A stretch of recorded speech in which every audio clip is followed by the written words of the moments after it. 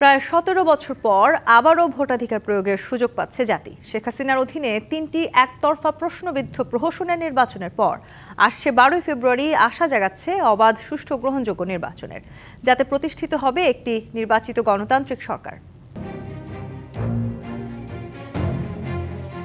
২০০৮ সালের ২৯শে ডিসেম্বর ফখরুদ্দিন আহমেদের তত্ত্বাবধায়ক সরকারের নেতৃত্বে অনুষ্ঠিত নবম জাতীয় সংসদ নির্বাচনে নিরঙ্কুশ বিজয় পেয়ে শেখ হাসিনার নেতৃত্বে ক্ষমতায় আসে ১৪ দলীয় মহাজোট সরকার। কিন্তু ক্ষমতায় এসেই ধীরে ধীরে একচ্ছত্র আধিপত্য বিস্তার করতে শুরু করে ক্ষমতাসীন আওয়ামী লীগ। তত্ত্বাবধায়ক সরকার ব্যবস্থা বাতিল করে শেখ হাসিনার সরকার দেশে সৃষ্টি করে একটি অস্থিতিশীল পরিবেশ। বিরোধীদের মতামতে বৃদ্ধাঙ্গুলি দেখিয়ে প্রধানমন্ত্রী শেখ হাসিনার নেতৃত্বেই ২০১৪ সালের ৫ই জানুয়ারি অনুষ্ঠিত হয় এক প্রহসনের নির্বাচন। দশম জাতীয় সংসদ নির্বাচনে ১৫৩টি আসনে বিনা প্রতিদ্বন্দ্বিতায় জয় পায় ক্ষমতাসীন আওয়ামী লীগ। ৩৪টি আসন নিয়ে বিনা ভোটের সে নির্বাচনে প্রধান বিরোধী দলের চেয়ারে বসে এরশাদের জাতীয় পার্টি। শুরুতে সাংবিধানিক সংকটের দোহাই দিয়ে নির্বাচনের বাধ্যবাধকতার কথা বলে মধ্যবর্তী নির্বাচনের গল্প শোনান শেখ হাসিনা।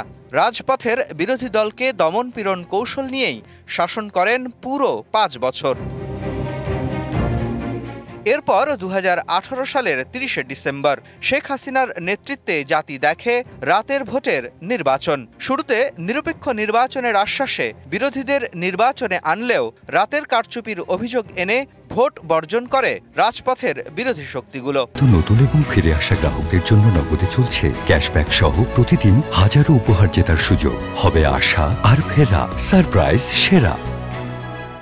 বিশ্বব্যাপী নিন্দিত সে নির্বাচনের পরও প্রশাসনকে ব্যবহার করে ক্ষমতায় টিকে থাকে শেখ হাসিনা। বাড়তে থাকে বিরোধীদের দমন পীড়ন।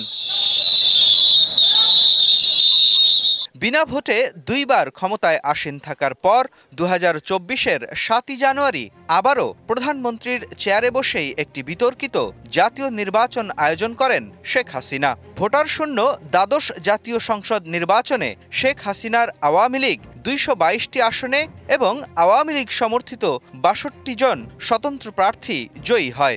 ২৭টি আসন নিয়ে জাতীয় পার্টি আবারও প্রহসনের নির্বাচনে বিরোধী দলের ভূমিকা পালন করে। আমি আইন অনুযায়ী কর্তব্য বিশ্বস্ততার সহিত পালন করিব। প্রধানমন্ত্রীর চেয়ারে বসে শেখ হাসিনার তিনটি একতরফা বিতর্কিত নির্বাচনে নিরপেক্ষভাবে নিজেদের ভোটাধিকার প্রয়োগ করতে পারেনি সাধারণ মানুষ। এবার ১৭ বছর পর আসছে ১২ই ফেব্রুয়ারি, সাধারণ মানুষের কাছে সুযোগ আসছে নিজের ভোট নিজে দিয়ে পছন্দের প্রার্থীকে সমর্থন জানানোর।